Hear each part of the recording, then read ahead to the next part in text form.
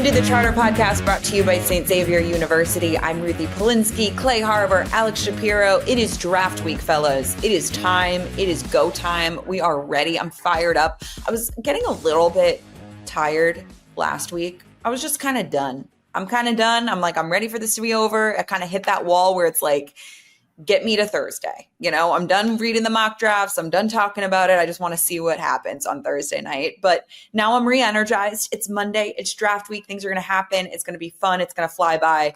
And it'll be Thursday night before we know it. How are you guys feeling? Are you feeling excited? Rejuvenated? Hell yeah.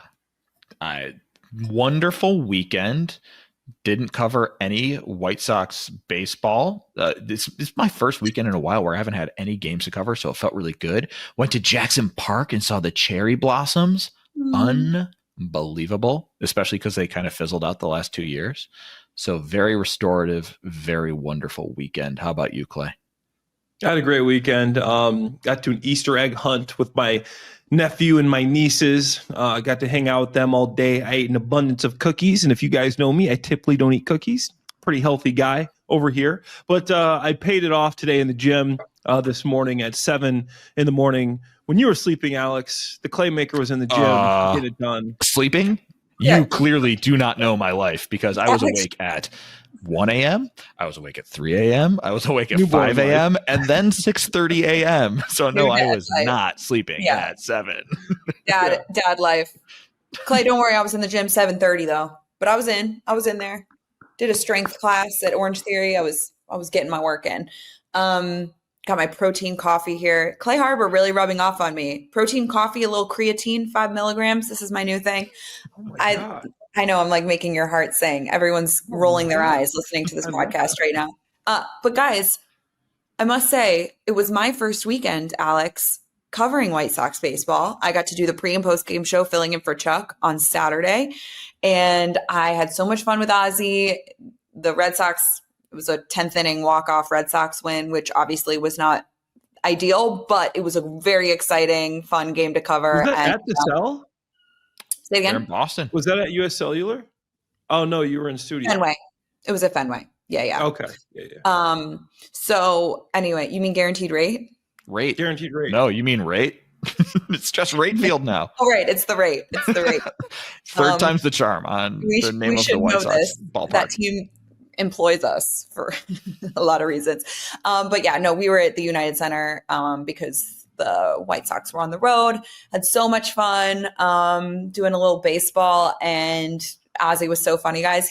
We watched obviously Ben Johnson throw out the first pitch at the Cubs game because we were watching the Cubs game while we were getting ready for the White Sox. And Ben Johnson throws out the first pitch and we're all like, oh my God, what a first pitch. And 𝗦cie's like, who's that? Like, that's Ben Johnson. No. He is the new head coach of the Bears. And he was like, oh, when did he get hired? I'm like, this year. Yeah, like they fired the other guy. Like he was in Venezuela. Give him a break. No, he's like completely whatever. And so anyways, we're on set and 𝗦cie's like, Ruthie, while you're here, let's talk a little NFL. And I was like, 𝗦cie, you don't even know who Ben Johnson is. And I literally said that I was like, we can't talk about the NFL. You don't know who the head coach is. So anyway, we had fun. Obviously, 𝗦cie makes my cheeks hurt after that pre and post game show of just like watching the game with him. I learned so much, but also like he just makes you laugh so much. Hell of a two-seamer from Ben Johnson too. Okay, I mean, come on. You know, I have an inside source that told me Ben Johnson was working on that pitch all week. Oh. So this is a guy, guys, he's intense. He was he's not going to mess that one up. He was practicing that and you could tell. It was electric. And you saw his little celebration at the end. He gave the like finger guns. I was like, Ben, I think you probably would have gotten a flag for that celebration if you were in the game, right? Like definitely. No guns allowed. Yeah. Definitely. Absolutely. Anyways. All right, guys, let's 5 minutes in. Let's talk about the draft, shall we? A lot is going on. I think there's a lot of unknown, and it's just sort of been quiet. Like not a lot of trades, not a lot of like leaks. It just sort of feels like everyone's sort of tiptoeing around whatever's going to happen. I think obviously Aaron Rodgers is a big question mark. What the Saints do is a big question mark. Obviously, when we're talking about things that affect the Bears. what are some of these teams going to do? I think Jacksonville, just sort of as we're getting ready, guys, and I know we'll tease this later, but we have a fun episode coming up later this week. But just sort of as things come out about Jackson, I feel like Jacksonville is a big question mark, right? Like that's one where you're sort of wondering, they hire the new coach who's very offensive minded, but there are going to be some really great defensive players there right where they pick. So curious to see sort of how that plays out. What are your guys' biggest question marks in those first 10 picks? I'll say my biggest question mark starts with the Giants.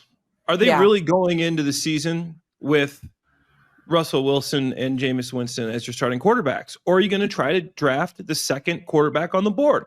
Is that going to be, are you doing Shedeur Sanders at 3? Or are you going to try to get cute and maybe try to get him at 33 if he's there? Jackson Dart at 33, Tyler Shuck at 33. And you hear that they're doing all this extra work. They're flying out to New York, the GM, the head coach. So I think that's a big deal. And then when you go down to the Patriots, right? Do the Patriots go left tackle? Do you want to get an actual offensive weapon? I think there's a number of ways the Patriots can go. You said the Jaguars. I think the Jaguars are a sneaky team. I know they got Travis Etienne Jr. as a running back. I know they got Tank Bigsby, but also they could go Ashton Jeanty. I think another one, obviously, the Raiders.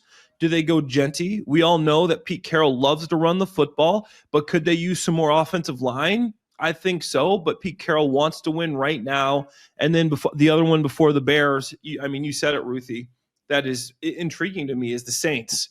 What are the Saints going to do? Now Derek Carr's shoulders become public. They're saying, you're hearing that they're not going to draft a quarterback. I don't buy it. They call it lion season for a reason. Somebody's lying. You ain't going into, I don't even know who's their second string quarterback is the guy they drafted last year. They need a quarterback. Rattler. Yeah, Spencer Rattler. I mean, going into a season with Spencer Rattler as your starting quarterback just doesn't seem like something that you're willing to do. And then are the Bears willing to trade up, trade down? Interesting. I think at 10, we always see a surprise in the draft. I think somebody falls. My first guy I think could fall is just Mason Graham. This is a traits league. Traits matter. He is a small guy, doesn't have a ton of production. There's a chance that Mason Graham slips. Once again, Will Campbell, traits league. His wingspan is historically small. His arm length, historically small. So do they think this guy could play left tackle? Is he a guard? If he falls to 10, I think that's great value for the Bears. Ashton Jeanty, if he falls to 10, I think that's, once again, great value for the Bears. One of these guys, in my opinion, my draft take, one of these guys, Jeanty, Graham, or Campbell, one of these guys are going to fall to 10, and the Bears will have the opportunity to take them. That would be, definitely something. And here's the thing, crazier things have happened in the draft. Something crazy always happens in the draft. So there's absolutely a path for one of these guys that we've been talking about as premium picks for the Bears, being them for them to take. I'm really curious, though, if the quarterback run never happens, if the Giants don't pick Shedeur, if it's Cam Ward and then a bunch of, offensive and defensive linemen, skill players, and then a QB is available at 10. A Shedeur Sanders is available at 10. Jackson Dart, if somebody falls in love with him, available at 10. And the Bears are out of their blue chip guys. And now, Ruthie, you mentioned the Steelers earlier. If the Steelers are fed up with doing the dance with Aaron Rodgers, like a lot of teams have been fed up with doing the dance with Aaron Rodgers. if the Steelers just say, we can't wait for this guy to make a decision to decide whether he's really interested in playing football or just a little bit interested in playing football. Mm-hmm. If they call Ryan Poles and say, okay, it's time. It's time. We're going to go get our QB that we really like. So I'm really interested to see if only one quarterback has been picked in the top 9 picks, what does that do to the Chicago Bears at 10? If Tyler Warren isn't available, if Ashton Jeanty isn't available, if Will Campbell, et cetera, aren't available. There are a lot of different roads that this draft could take in picks 1 through 9. You mentioned the lack of trades. I mean, there's a lot of intrigue. I feel like only maybe one or two. It seems like, okay, Cam Ward's going to the Titans at 1. There seems to be a consensus forming that Travis Hunter is the guy at 2. After that, I mean, as Clay kind of mentioned, a lot of questions, so a lot of intrigue. Yeah, it's going to be really exciting. I think we talked about this a little bit last week, I think, but Ben Johnson is sitting here saying, I'm going to be here. Like, we need to build for future drafts also. So if there is an opportunity to acquire picks, I could see them doing so. I also feel, guys, my general feeling around this draft, Monday morning of draft week, is that at number 10, the Bears have so many needs. I just don't really see there being a wrong answer at 10. Obviously, it depends on who's there. And, there are going to be obviously criticism of whatever happens regardless. But there are so many needs that at 10, if they draft, Tyler Warren, who I know I was crucified for saying, that was not, the right, like I was saying, you can't go tight end, you can't go skill position at 10. I said that a couple months ago. Now I've sort of come around to that because of what the Bears did in free agency. But I think there are a lot of options at number 10 overall, and I don't really think the Bears can go wrong. So without further ado, I think it is time to introduce our next guest, who we are so excited to welcome on, Mike Tannenbaum. Obviously now, of course, he's with ESPN, former general manager, Jets, Dolphins. This guy's a 𝗏𝗶𝗟 disciple. He knows so much, has so many great stories. So let's talk to Mike Tannenbaum about draft week. Welcome back to the Charter Podcast, brought to you by St. Xavier University. Draft week is finally here. It feels like we've been talking about it forever, and we are finally game week. It feels like we can start to talk about this thing for real now. I'm Ruthie Polinsky, along with 𝗏𝗏𝗏𝗏 and Alex Shapiro, and we are so excited, honored, humbled, thrilled to welcome on Mike Tannenbaum of ESPN, also, of course, former general manager, just man of all trades. Mike Tannenbaum, great to see you. Thank you so much for joining us to talk a little draft. Yeah, great to be with you guys. Like you said, it's game week, and the Bears and the NFL, there's a lot going on. Plenty to get to, Mike, and I think this podcast could probably go 4 hours with you if we had all day, but we don't have all day. So let's get right to it. Mike, I'm just so curious, sort of, as you wake up on Monday morning of the draft as a general manager, what does Monday through Thursday look like for you? I mean, at this point, how much are you strategizing sort of potential trades? Are you on the phone trying to figure out what everyone's doing ahead of you? What does this week look like? Sure. First of all, like in our draft room, we had a sign, "In God we trust, for everyone else we need data." Meaning, like, we want to be a process-driven organization. And I remember when I was fortunate enough to run my first draft, it was 2006. I'm not even sure if you guys were alive then, sadly. And I remember speaking to Coach Parcells like about a week before the draft. And he gave me great advice. He's like, think about hovering over the draft room and what would like a responsible, smart person, how would they run things? How would they react to things? And I was like, okay, yeah, that makes a lot of sense. And fast forward, night before the draft, comes out that the Houston Texans had agreed in principle with Mario Williams to be the first pick, which all along, I think we all thought like, okay, it's going to be Reggie Bush. I was like, oh my gosh, like we got to go like do the autopsy on Reggie Bush again, like in terms of like the scouting report, like do we like him or not? I had been focusing on 𝗏𝗏𝗏𝗏𝗏Ferguson for like 3 months because the year before we had lost 2 quarterbacks in 7 snaps. And my feeling was like John Elway could be in this draft, but if we can't block at the time, Richard Seymour, Jason Taylor, it didn't matter.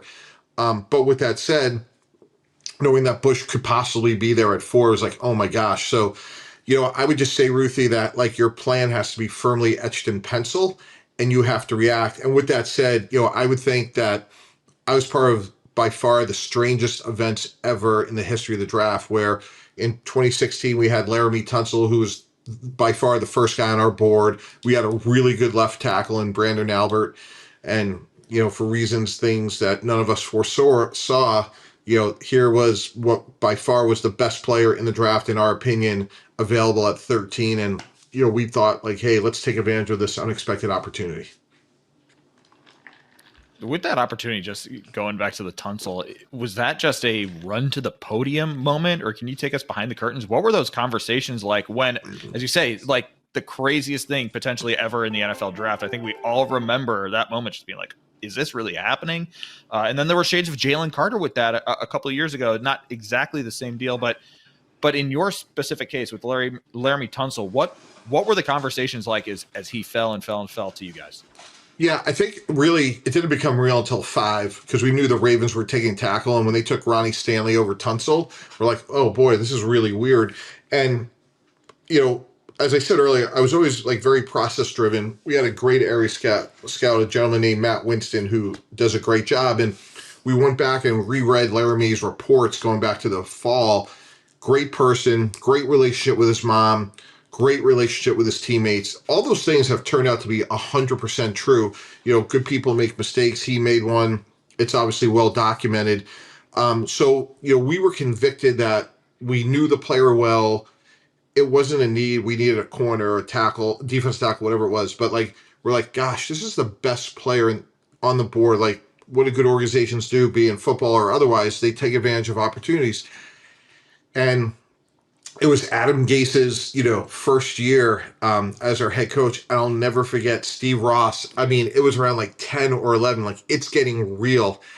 And he's like, Adam, what do you think about, Laramie Tunsil being your first pick as a head coach with everything going on? He goes, if we could get Laramie Tunsil to be our left tackle at 13, I'll put that mask on with him. And that sort of like broke the tension in the room. Like we all laughed. The Saints at 12 went in a different direction, and it was, we moved really, really fast. And Laramie to this day has had a really good career. So I feel like that decision-making, I think what I was most proud of, look, everyone needs a great left tackle. That part's easy. But I think what I was really most proud of was and it kind of gets thrown out there a little bit this time of year, but, the 2026 draft preparation is going to start in May.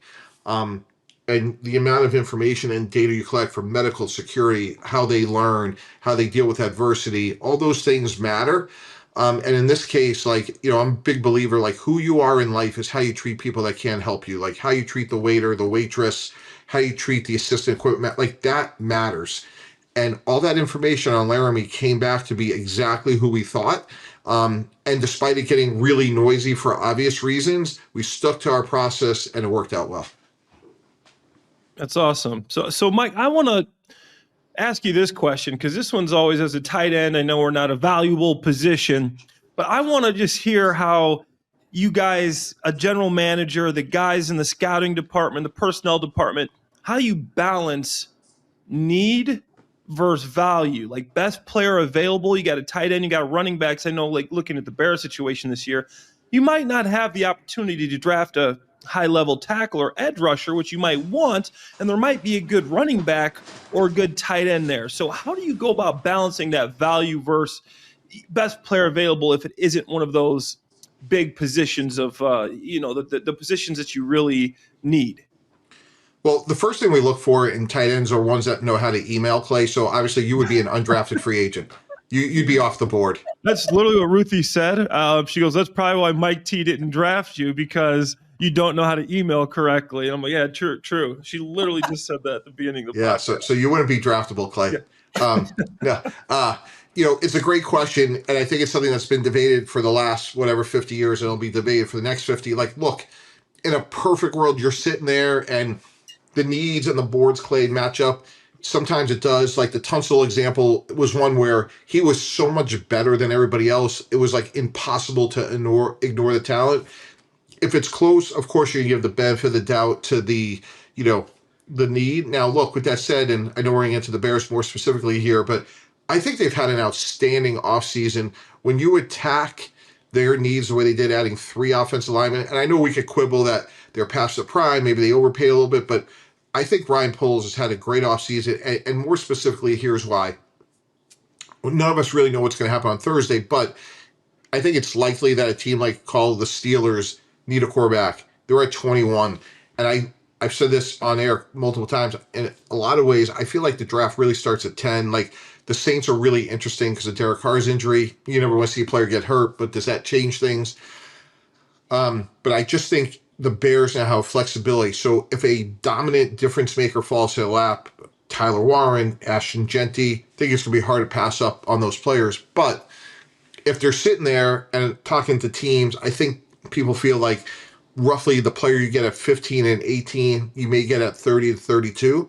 Why not trade back, pick up an extra pick or two?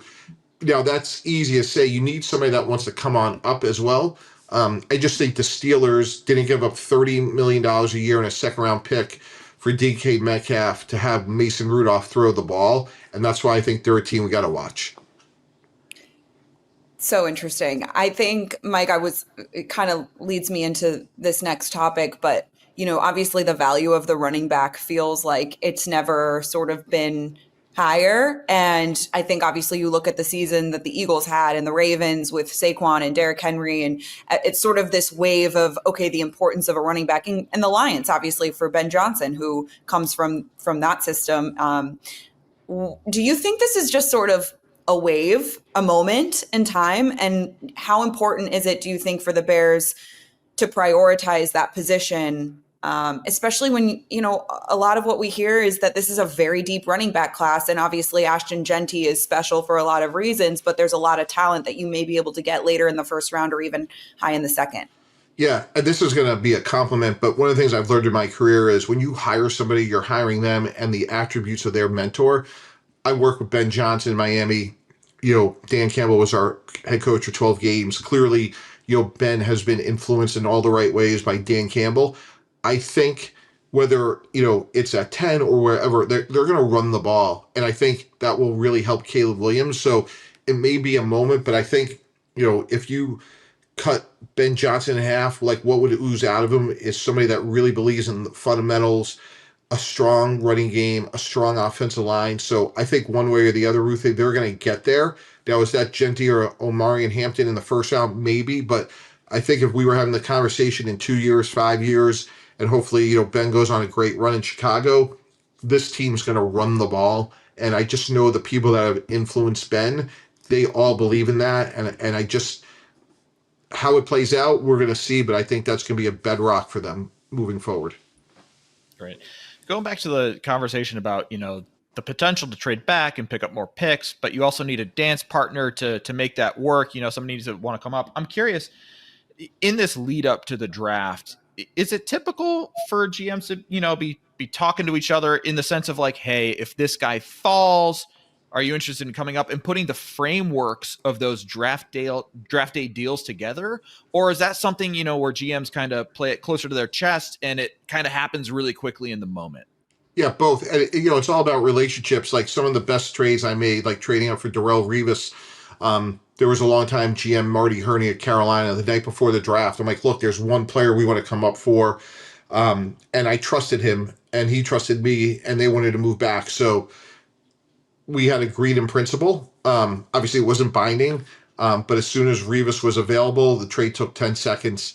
One of maybe the most complicated trade is trading players on the clock, and I'll explain why. We went from 17 to 5, giving up 3 players and 2 picks in 2009 for Mark Sanchez. And when you're on the clock and you make a trade, you have to call the league office with the exact details of the trade. The other team has to call the league office with the exact details. And once those calls are matching, then the new team is on the clock. What happens is when you trade a player, that player on the clock has to have a condition to it, because if they go to their new team and fail the physical, then there has to be another pick. So if we trade, player X from, the Jets to the Browns, and we use the pick, the 5th pick in this case, and that player shows up and fails the physical, that player reverts back to the Jets, and the Browns would then get a subsequent pick in another year. So when we made that trade, it literally was 2 picks, 3 players, and 3 conditional picks. So that's like 8 things in detail that you're saying to the league office. That's 8 things that the other team is saying to the league office. The 2 people at the league office have to communicate and check each one. And when we made that trade, we were on the clock with about 50 seconds to go. Because what happens is when they'll say the Cleveland Browns are on the clock with the 5th pick, clock starts, and we're negotiating. And once we got it done, as the acquiring team, we weren't fully on the clock until all those conditions matched. And literally, I remember calling up Mark Sanchez and saying, hey, this is Mike Tannenbaum. And he knew we were interested. He knew we were going to try to get, and it was so loud. He must have had 100 people in that room. And because typically you call the draft choice and say, hey, are you healthy? Did you get hit by the proverbial bus? And literally that was about as close as we ever cut it. Oh, that's good stuff. I had a quick question. I'm curious about like the power structure, and obviously specifically in Chicago, you bring in a guy like Ben Johnson, who's this new head coach making buku bucks, $13 million a year. You got Ryan Poles there. How do you think that works? And I'm sure you've experienced different types of strategies here, but like, will the head coach like sign off on the guys on the draft board? Is he putting guys on the draft board, or is it just kind of like Ryan Poles running guys past Ben Johnson, telling him this is who we like? Like, how does that work? That coordination between those two guys? Yeah, it's really, it comes down fundamentally to alignment, and your head coach could be making $1 million a year or whatever. You don't want to pick a player that the head coach doesn't want. And, I just said this on ESPN. It's funny you brought this up, Clay. So I think it's been well reported, the Giants were out like last week, working out quarterbacks. I said this on air. I would say this to Brian Daboll, who I've worked with, who I love. They don't have alignment. Like, because if they did, why are they out there? Like, they could be doing a gazillion other things. Like, and I'm not saying that, like, by the way, like in a negative way. What I'm saying is, like, it's very apparent to me that, the quarterback coach wants one person, or maybe the head coach wants another, or the GM. And it's just, if you think about it, if you're Ryan Poles or Joe Schoen in this example, if Joe Schoen loves Shedeur Sanders, but Brian Daboll really wants Jackson Dart, even if Joe Schoen has final say, like, what are we doing? Like, you're not going to bring in a quarterback, right? Now, look, in the 4th, 5th round, like, yeah, they may have the order of the receivers different, and it's hard to bring in a player that the head coach doesn't want. And that's why, to the extent you can, you want to have that all worked out, ahead of time. And it's never perfect, but you have a pretty good sense, again, on the transformational sort of, moves of, where we really should be on the same page. And by the way, that also goes like for the owner. Again, the Tunsil one, you're sitting there, so you have everyone there, but, you're not going to want to take a player that's had a bump in the road, be it, off the field, injury, whatever it may be. You want to make sure that, the owner knows what's going on and is comfortable with it.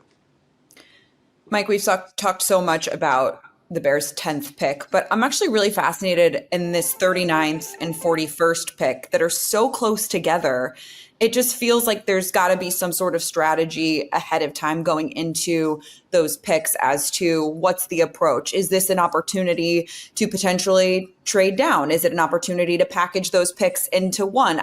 I'm just curious, from your opinion and based on sort of the depth of this year's draft, so many people talking about, sort of that middle group. What would you do? And is that an opportunity to get creative? Yeah, no, it's a great question. This is probably a good time to probably stay pat or maybe slide back if you can. Again, you need somebody to come up. When we would trade up, we really felt like we had to have, like, everything had to be airtight: character, competitor, scheme fit, where they are contractually, like, are they replacing a player that's going to be too expensive for us? Like, every box had to be checked.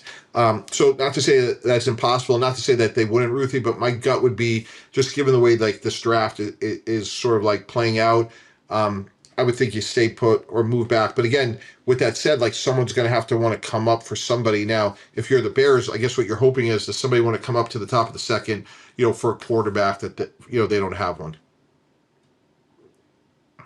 And then, Mike, last one for me, to bring it back to the Bears. They've done a lot to help Caleb Williams here. They obviously totally transformed the interior of the line.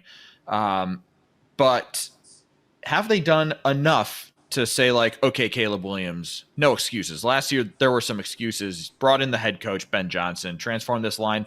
Have they done enough to say, okay, you're set, or is there more work to be done before you're like, no excuses for Caleb Williams? Yeah, there's always more work to be done. You could look at Kansas City. They went out, they signed Jalen Moore. They're going to probably draft another offensive lineman. That's for one of the greatest quarterbacks ever played. So there's always more work to be done. I think whatever their record is this year, it just got to look and feel better. And I think, again, if we were running, I know the way Ben thinks, they may throw the ball 15 to 20 plays a game, and like, hey, half of those may be, boots and rolls out. Like, they're going to put him in a position where the game's going to slow down, where he's going to be successful. It was interesting. I had the fortune of working with Adam Gase. I'm like, Adam, what was it like calling plays for Peyton Manning?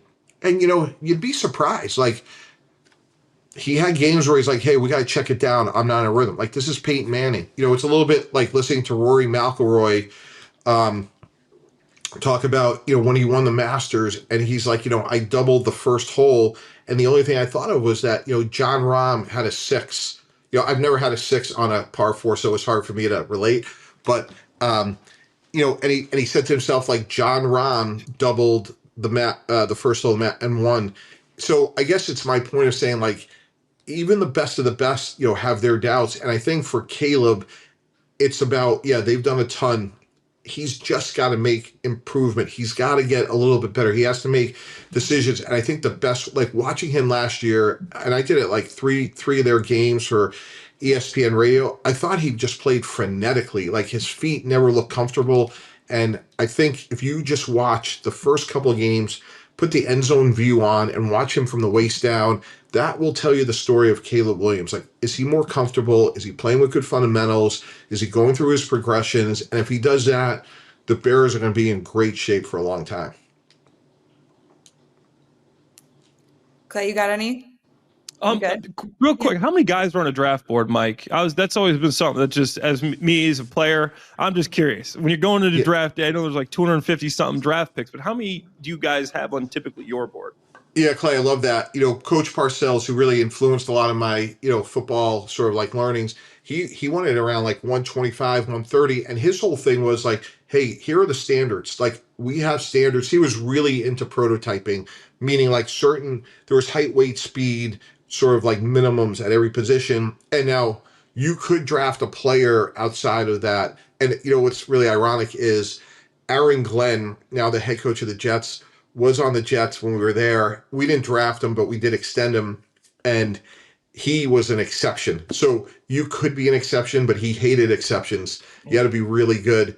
And that's why he felt like as people added like more players to the board, Clay, he's like, don't compromise the standards. Like, football is a physical, tough sport. And over time, that's not to say that undersized players or slower players can't be successful, but over 5, 10, 15 years, the physical prototypes usually, they just play longer and play better. All right, Mike, last one for you here. And it might be the toughest one you've faced so far. Clay Harbor took a pre-draft visit to the New York Jets in 2010. Where was he on your draft board, and why was he not drafted by the Jets? Yeah, we tried to trade up for him, and we just couldn't find a willing trade partner, Ruthie. We said it takes 2 to tango. We tried the first pick. We couldn't get there. But no, Clay, I do remember that, and we brought him in because we had a lot of interest in him, and really handled himself well as a pro and had a lot to be proud of. And there is some strategy sometimes, to be candid. Sometimes you don't bring in a player and you're interested. Like, it's interesting. Sometimes your biggest debates are you have like 30 that you could bring in outside of local players. And sometimes you're like, well, if we bring them in, we want to get a little bit more information, but we don't want to tip our hand. But we obviously had a lot of interest in Clay, and that's why we brought him in. He's the ultimate pro when it comes to TV too, Mike. You would be very proud. He's the best. Appreciate that, guys. Thanks. Yeah. None of your success surprises me. I appreciate that, guys. If I could blush, I would be. Mike Tannenbaum, thank you so much for your time. This was phenomenal insight and just very special for us to get to chat with you this week. Thank you so much for joining us. We appreciate you. Yeah, thanks so much, guys. Really appreciate it. Wow. Let's all just take a moment because that was so much fun talking to Mike Tannenbaum, who has stories for days and days and days. What were your guys' biggest takeaway from our conversation with Mike Tannenbaum? My biggest takeaway, I think we just invented a new draft grade, DNDE. You've heard of DNDC, do not draft character, but apparently 𝗏𝗏𝗏𝗃 DND email, do not draft because email. I'm just kidding. That was funny moment. It seems like he thought very, very highly of you, Clay, during the pre-draft process. Obviously, who could not love 𝗏𝗏𝗏𝗏? The stories alone were phenomenal. I thought it very interesting that he said the draft begins at 10. You know, earlier we were talking about there's so many different roads that this thing could go here, but he's like, the Bears are the ones with the intrigue at 10. So obviously great for us from a content standpoint. But that it could be viewed as a real pivot point in this draft, you know, depending on where the position players and the quarterbacks go. I thought that was really, really interesting. I thought, when I asked him about the value of players. No, actually, this is when I asked him about the alignment of the coach and the GM. Yeah. Right. And he said that they had specific traits that they didn't draft outside of. So they actually went and buy specific traits. And that's interesting to me because you look at some of these guys high in the draft this year, some of the guys fall outside of some of the physical traits that you would typically want for a position. You know, he was talking about 𝗶𝗏 𝗟𝗏 was a guy that never liked to draft exceptions. You know, the old comment, if you draft an exception, you're going to end up with a team full of exceptions. So that's not something you want. So to me, I think that's curious just because obviously where the Bears are right now, and obviously everybody's talking about Will Campbell with the arm length. You're hearing the Mason Graham, short arms, underweight. You're hearing this about a lot of the guys on draft boards. You know, there's exceptions there. So you have to have that alignment with the coach and the GM. And I thought that was intriguing, just knowing that there probably is at some point, there is a specific arm length that you can't draft. There probably is a specific weight that you say you can't draft at a position. And my question obviously is we're going to have to find out what is that. So that was curious. That was interesting to me. Yeah. And especially when it came to his comments about drafting up or trading up in the draft, I thought how he was saying to trade up, you got to love that player 100%, 110%. He's got to check every box for you to want to trade up for a player. So, you know, it's interesting. You think about a Mason Graham. If the Bears wanted to trade up to get Mason Graham, that's someone that probably doesn't check every box because of some of the concerns of why he may fall. So you kind of, you know, for players who may fall, you know, you wonder if Ryan Poles is sitting there saying, okay, if he falls, great, that's great for us, but that's not someone that we're going to want to trade up for. So yeah, really good stuff from Mike T. Obviously, to be a part of the 𝗏𝗏𝗏𝗃 whatever that was, you know, that's just an incredible story to have sort of that peek behind the curtain to hear him tell I put the mask on with them. That was hilarious. I was just trying not to laugh. It's great. You know, I've heard him tell stories about that before, but I don't think I ever heard that comment from Steve Ross, which is just, having covered the Dolphins and, you know, Steve Ross as a owner, I just find that hilarious. Yeah, just really, really great stuff. I love the way he sort of smiled talking about you taking a pre-draft visit, Clay. It's great stuff. And yeah, I thought that was really cool. Does anything for you guys change about this week after having talked to Mike Tannenbaum about what you think the Bears might do? I thought when I asked him, you know, about 39 and 41, he sort of says, yeah, like stay put there. That's an opportunity to stay put. He goes to trade up. It's great. Maybe you trade back, but that's, you know, you're going to get two players that may be close on your draft board. It feels like, guys, what do you think? It does seem like an opportunity to add, you know, two potential like impact players, maybe starters, right? Depending on how things shake out. And you think about, you know, obviously top 10 picks are so valuable. And then from there, day one picks, two top 50 picks. Those are guys that are supposed to, you know, play a long time in the league. So, if they go edge rusher, D tackle, safety, whatever, what have you, no matter how they dispense those picks, running back, these are guys that should be Chicago Bears for a long time. So I kind of get where he's coming from. And it's like, yeah, you pull up the simulators and it's fun to trade back and pick up more picks or use one of those to move up and yada, yada, yada. But yeah, hearing him say like, yeah, it's an opportunity to stand pat and just get two great players. It's like, oh yeah, maybe don't overthink it. Just make the 2 picks at 39 and 41 and add 2 great players and be done with it. Yeah, I thought it was also interesting just talking about going back to the value, the situation and talking about, everybody wants to be able to have that offensive tackle, that edge rusher there when you need him. Like he was able to grab 𝗬𝗓 Tunsil and in that situation. And it doesn't seem like, and obviously, some unforeseen things could happen, that the Bears are going to get that opportunity to draft a big time edge or a big time offensive tackle. And that's at least to how the consensus boards seem to be falling and where the consensus is these players are. For all we know, the Bears have a guy like Mykel Williams on the top of their board. They have Mike Green on top of their board. They could have Armand Membou on top of their board. We don't know, but from the consensus, it feels like you're not going to have that opportunity to draft one of these main positions early. So in that case, are you willing to go for a tight end that might only play half the snaps, in Ben Johnson's system, maybe a little bit more? Are you going to go for a running back who usually doesn't have the value, at least the last 15 years in the NFL, to draft at that high? But I think in Ben's offense, you got to look at these things differently and realize that he treats these guys as weapons, not just position players. Especially when he's talking about if you cut Ben Johnson in half and what oozes out of him. I also loved that. What a great metaphor. And about the Dan Campbell, I guess, influence. And he's like all the best things about Dan Campbell you can see in Ben Johnson and how Caleb Williams might only throw the ball 15 to 20 times a game. And what does that mean? That running back and, offensive line play, and again, running back, to bring it back to running back, maybe more valuable, because if you don't need Caleb Williams to throw it 40 times, like other offenses need their quarterbacks to throw it 40 times, obviously you need your running backs to carry the load a lot more than maybe other offenses do. Yeah, that was a comment for me that sort of was like,